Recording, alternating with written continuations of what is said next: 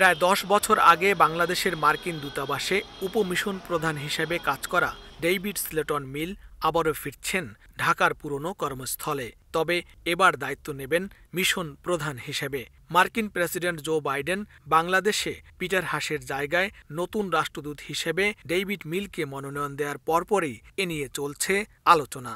নতুন রাষ্ট্রদূতকে নিয়ে প্রত্যাশা রয়েছে যুক্তরাষ্ট্রে বসবাসকারী বাংলাদেশিদেরও। আশা করছি যে বাংলাদেশে এই নতুন রাষ্ট্রদূত বাংলাদেশে একটা নতুন যুগের সূচনা করবে এবং অনেক বন্ধুত্বপূর্ণ সম্পর্ক আরও জোরদার হবে।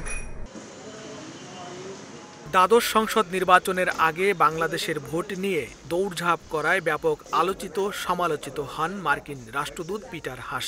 ভোট শেষে 5 মাসের মাথায় তাকে ফিরিয়ে নিয়ে ঢাকায় নতুন রাষ্ট্রদূত দিচ্ছে ওয়াশিংটন। বিষয়টিকে অনেকেই দেখছেন ইতিবাচক হিসেবে। প্রেসিডেন্ট জো বাইডেন যে একজন দক্ষ কূটনীতিকবিদকে বাংলাদেশকে নিয়োগ দিচ্ছেন রাষ্ট্রদূত হিসেবে, সেটা অত্যন্ত গুরুত্বপূর্ণ ইঙ্গিত বহন করে। ভূ রাজনীতিতে বাংলাদেশ যুক্তরাষ্ট্রের কাছে অত্যন্ত গুরুত্বপূর্ণ হয়ে উঠছে। রয়েছে ভিন্ন মত। নতুন রাষ্ট্রদূত মনোনয়নকে খুব সোজা চোখে দেখতে রাজি নন কেউ কেউ। যদিও রাষ্ট্রদূত পরিবর্তনের সঙ্গে মার্কিন পররাষ্ট্র নীতির পরিবর্তনের নজির কম বলে মত বিশেষজ্ঞদের। 2014 সালে ঢাকার মার্কিন দূতাবাসে উপমিশন প্রধান হিসেবে দায়িত্ব পালন করেন অভিজ্ঞ এই কূটনীতিক।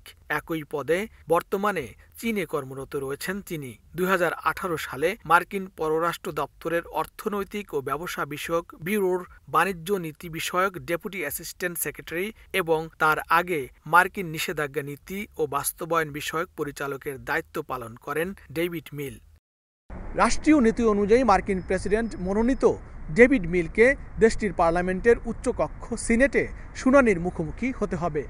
শুনানিতে যোগ্য বিবেচিত হলে ঢাকায় মার্কিন রাষ্ট্রদূত হিসেবে দায়িত্ব নেবেন ডেভিড মিল। বয়ে আনবেন নতুন কোনো বার্তা, যা দুদেশের দ্বিপাক্ষিক সম্পর্ককে করবে আরও জোরদার। এমনটাই প্রত্যাশা সকলের।